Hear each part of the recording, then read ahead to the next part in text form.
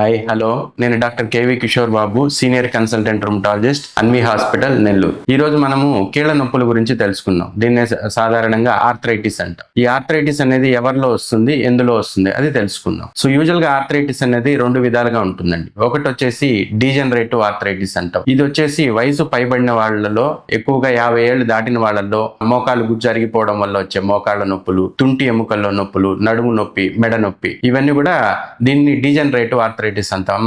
మరొక విధంగా osteo arthritis అని అంటాం వీటిని. సో ఇది ఒక రకము. రెండవ రకం వచ్చేసి ఇన్ఫ్లమేటరీ ఆర్థరైటిస్ అంటాం. ఇది సాధారణంగా కీళ్ళవాతం అంటే, కీళ్ళ నొప్పులు అంటే ఓన్లీ పెద్దవాళ్ళలోనే వస్తాయి, చిన్నపిల్లల్లో రావు, చిన్న వయసులో రావు అని అనుకుంటారు. ఇది ఒక అపోహ ఉందండి. ఈ ఇన్ఫ్లమేటరీ ఆర్థరైటిస్ అనేది ఏ వయసులోని వారికైనా వస్తుంది. దీన్నే మనం కీళ్ళవాతం అంటాం. చిన్న పిల్లల నుంచి పెద్దవారి వరకు ఏ వయసులోనే వస్తుంది. దీని లక్షణాలు ఏంటి అంటే, మార్నింగ్ నిద్ర లేచినప్పుడు ఉదయం పూట కీళ్ళల్లో నొప్పులు రావడము, బిగుసుకొని పోవడము, కాళ్ళు చేతులు తిమ్మిర్లు పట్టడము, ముఖ్యంగా చేతి వేళ్లల్లో, కాలి వేళ్లల్లో ఎక్కువగా కణుపుల దగ్గర నొప్పులు ఎక్కువగా రావడం అనేది ఉంటుంది.